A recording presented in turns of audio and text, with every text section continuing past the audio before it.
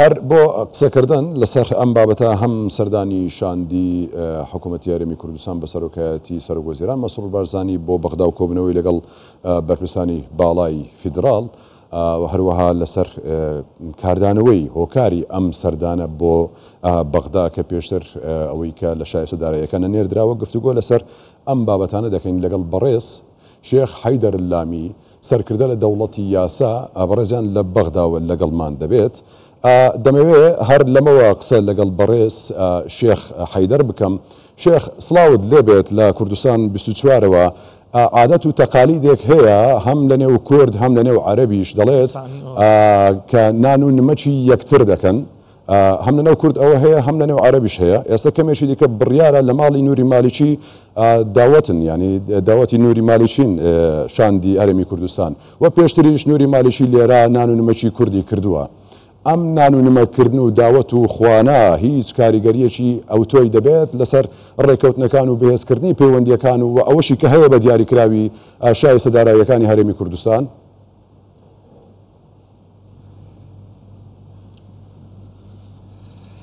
بسم الله الرحمن الرحيم وبه نستعين. بناوي خواي گەورە و مهرەبان، سڵاوتان لێبێت، سڵاو لە بینەرانی ئێوەش. خۆشحاڵم کە لەگەڵ ئێوە گفتوگۆ دەکەم جارێکی دیکە. لە سەرەتادا خوددا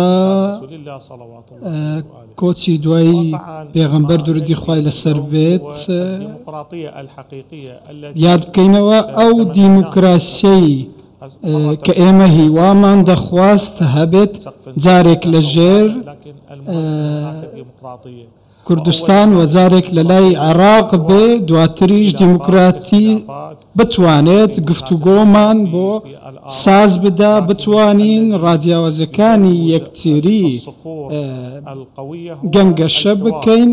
دوجار گفتوگۆ ئەوەیە کە دەتوانێت کێشەکان چارەسەر بکە، دەکرێت لە یەکتری تێبگەین، پێویستە ڕێکەوتن هەبێت، ڕێکەوتنەکان دەکرێت سەقفیان هەبێت. ئەو سەقفانەش ئەگەر دەستور بن ئەوە ڕێکەوتنەکان ڕاستەقینە دەبن، ڕێکەوتنی بربنەمادار دەبن، لە خزمەتی گەلانی عێراق دەبن. ناشکرێ بەڕاستی سیاست، ناشکرێ کەسێک هەر لایەنێک بێ سەدام و هاوشێوەکانی بنیان هەر کەسێکی دیکە ئاستەنگ بخاتە نێوان کورد و عەرەب و لە یەکتریان جیا بکاتەوە، ویستی چینایەتیەک لە نێوان مرۆڤەکان و گەلانی عێراق دروست بکە، بەڵام نەیتوانی ئەم کارە بکە. دەبینین ئێستا سەدام حوسێن لە زەبەڵدانی مێژوودایە، هەر کەسێکیش بەشداری کردبێ لە شکستپێهێنانی سەدام و ڕۆخاندنی بەڕاستی کورد و عەرەب بوون بە دیاریکراوی هەولێر شوێنی سەرکردایەتی حزبی داعوە و ئەمانی تریش بوون کە یارمەتیدەر بوون لە ڕۆخاندنی ئەم ڕژێمە. بۆیە ئێمە جگە لە دیموکراسیەت بە هیچ شتێکی تر ڕازی نابین، جگە لە هەبوونی گفتوگۆ بە هیچ شتێکتر ڕازی نابن. پێویستە ئەو گفتوگۆیانە لەلایەن سەرانی حیزبەکانەوە جێبەجێ بکرێن، ئەوانەی کە بڕیار بەدەستن لە بەغدا.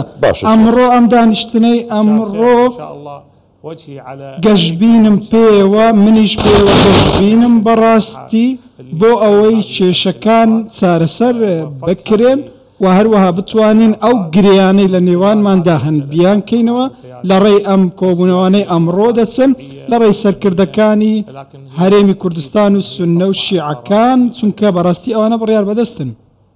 باشە شێخ، ئەگەر پرسیاری ئەوەت لێ بکەم، ینی ئەمەی کە ئێستا دەگوزارێ بەرامبەر بە هەرێمی کوردستان و بە تایبەت بە خەڵکی هەرێمی کوردستان کە شایستە داراییەکانیان نانێردرێت و بێموچە دەکرێن، تۆ چۆن وەڵام دەدەیتەوە؟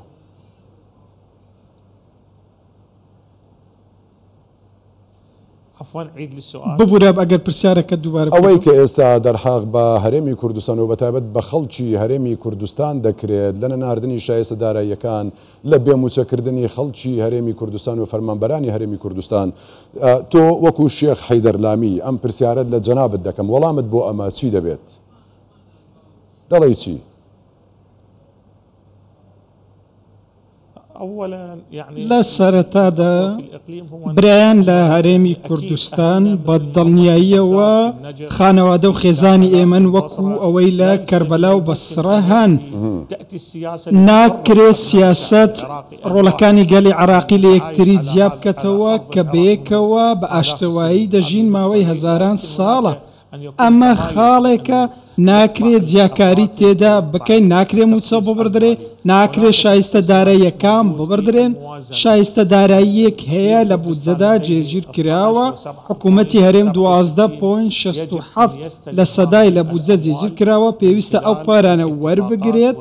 ئەمە ڕێکەوتنی لەسەر کراوە، بەر لەوەش ڕێکەوتنێکی سیاسی هەیە، چەند بەڵێنێک هەن لەلایەن برایانی سەرکردە کوردەکان و بۆ ڕادەستکردنی سامانە سروشتەکان و داهاتە نانەوتیەکانیش. ئەو ڕێکەوتنانەی کراون پێویستە پێوە پابند بن هەردوو لە هەم هەرێمی کوردستان هەم بەغداش. جیا لەمە کێشە دروست دەبێ بەڕاستی لە بەرژەوەندی گەلی عراقدا نییە، جا کوردی بێ یا سنی بێ یا شیعی بێت. باشە شێخ، ئەمە بەڕوون و ئاشکرایی دیارە لایانی هەرێمی کوردستان بەرپرسانی باڵای هەرێمی کوردستان دەڵێن ئەمە داتا، ئەمە بەڵگا، ئەمە هەومان تەسلیمکردن ئەوەی هەیە بەپێی ئەم ڕێککەوتنە، بەڵام لە بەرامبەردا شایستە داراییەکان نانێردرێت. کەواتە چیە پابەندی ڕێککەوتنەکان نابێت؟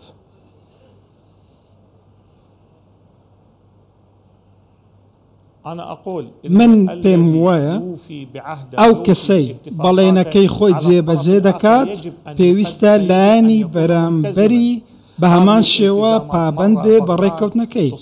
باشە جارێک بەغدا دەڵێت پابندی نییە، دواتریش لە چەند لایەنێکی دیکە لە هەرێمی کوردستان لە پەرلەمان و کە هەندێک ڕێککەوتن هەن پابندی پێوە نەبووە. وەزارەتی دارایی لە عێراق پارەکانی بۆ هەرێمی کوردستان نەناردووە. ئەمەش بۆتە کێشە بەڕاستی. من چەند جارێکی تریش گوتوم لەگەڵ گەورە بەرپرسانی کوردیش قسەم کردووە، لە بەغدا پێم گوتون پێویستە چارەسەرێکی ڕێشەیی بۆ ئەم کێشانە بدۆزینەوە. ئەگەر بگەڕێینەوە 5 ساڵ پێش ئێستا بەڕێز سەرۆک بارزانی گەیشتە بەغدا، دوای ئەوە بەڕێز مەسرور بارزانی سەردانی بەغدای کرد ماوەی 5 مانگ پێش ئێستا و ئێستاش. ئەمە مانای ئەوەیە چەند کێشەیەکی هەڵواسراو هەن پێویستە چارەسەر بکرێن.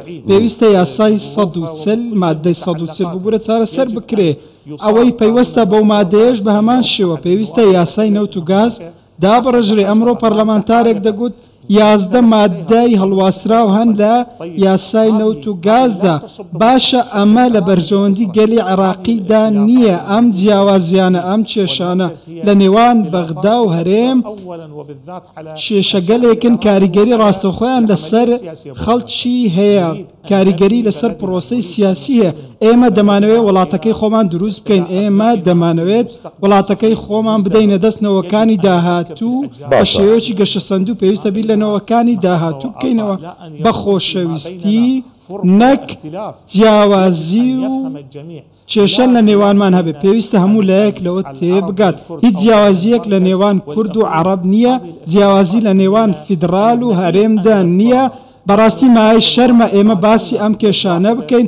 ئێمە یەک گەلین بەیەکەوە شەڕمان کردووە، شەڕمان دژی سەدام کردووە، شەڕمان دژی داعش کردووە، شۆڕش و بەرخدانمان کردووە بۆ ئەوەی بتوانین نیشتیمانێکی سەقامگیر بێنینە ئارەوە. پێویستە هەمومان یەکسان و دادپەروەرین بین تێیدا، نەک کێشەمان لە نێوان هەبێت 5-6 مانگ جارێک کێشەمان هەبێت. بەڕاستی پێویستە ئەم قسانت زۆر سەرنجڕاکێشن کە ئێمە لەژێر هەموو لایەک بەڵ ئێمە لەژێر سەقفێک داین کە زەبر و زۆری سەدام لەلایەک و داعش لەلایەک و هەموو ئەمانە پێکەوە قوربانی، ینی خوێنمان یەک ڕەنگە وەک دەگوترێت. هەمان ئۆکسجین لەم وڵاتە هەڵدەمژین کەوایە چێ ئەوەی دەستی لەوە هەیە بێت دووبەرەچی و ناتەبایی باشە. کەواتە چێ هەیە دەیەوێت ئەمە بکات لە کاتێکدا هەموو بەرپرسانی باڵای ئەم وڵاتە لە پێناو گەلی عێراقیدا کار بکەن.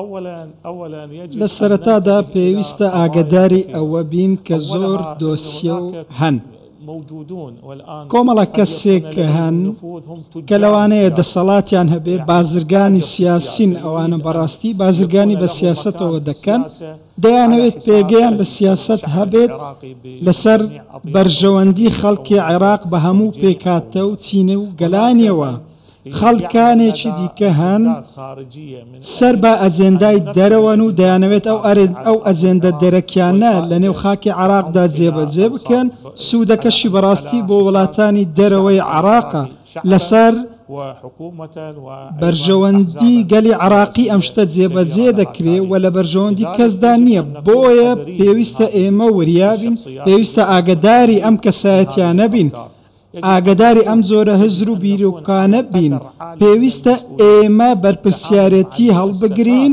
لە مامەڵەکردن لەگەڵ دامەزراوە حکوومیەکان و دامەزراوە دەوڵەتیەکان پێویستە ڕێز لە یەکتری بگرین بەڕاستی پێویستە ئێمە پاساو بۆ یەکتری بهێنینەوە بۆ ئەوەی کێشەکان تێپەڕێنین ئەم خاڵە زۆر گرنگە ئەم هەنگاوەی بەڕێز مەسرۆر بارزانی ناویەتی بۆ هاتنە بەغدا لەگەڵ کۆمەڵێک سەرکردە و شاندی یاوەری و برایانی کورد و هەروەها پارتەکانی دیکەش ئەمە شتێکی زۆر گرنگ و نایابە بەڕاستی بۆ چارەسەرکردنی کێشەکان لێدوان دژ بە یەکتری بەڕاستی هیچ چارەسەرێکمان بۆ نادۆزێتەوە لە داهاتوشدا یارمەتیمان نادات تەنیا تەگەرە و ئاڵنگاری دوور تێخینە بەردەم یەکتری پێویستە ئێمە وریابین لە لێدوانەکانمان لە مامەڵەکردن لەوەی کە بزانین مامەڵە لەگەڵ چێ دەکەین پێویستە خاڵ هەبێت بە یەکتری لەسەری ڕێبکەوین مافی کەس نییە یاری بە مافی گەلام بکات کەس بۆی نییە بژێوی خەڵکی عێراق بخاتە سەر کاغەز و یاری پێوە بک بۆ ئەوەی خاڵێک لێرە و لەوێ بەدەست بێنێت پێویستە ئێمە لۆژیکانە مامەڵە بکەین ڕێز لە یەکتری بگرنەوە بۆ ئەمنەوەی و نەوەی داهاتوش زۆر باشە شێخ حەیدەر تۆ سەرکردەی لە دەوڵەتی یاسا ینی گرنگە جێ ئەتیبارە لە عێراقدا ئەمە نامەوێت باسی ئەوە بکەم دەمەوێت قسەیەک بکەیت بۆ گەلی عێراق بەگشتی و بە تایبەت بۆ هەرێمی کوردستان وەکو گەشتبینیە وەکو قسەیەکی خۆش چ ئومێدێک هەیە لە کۆبنەوەکانی ئەمڕۆ دەتەوێت چی بڵیت ئایا شتێکی دڵخۆشکەر هەیە کە بیڵێ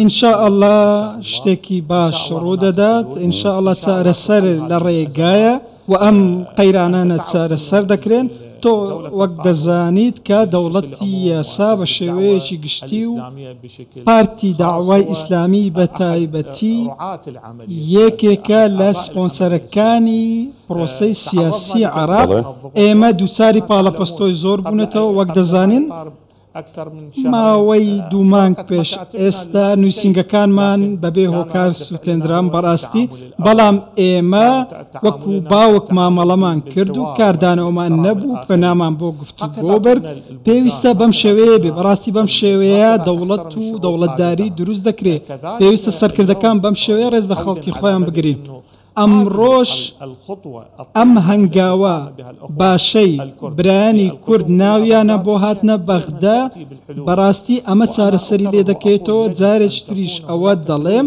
پێویستە چارەسەری ڕیشەیی هەبێ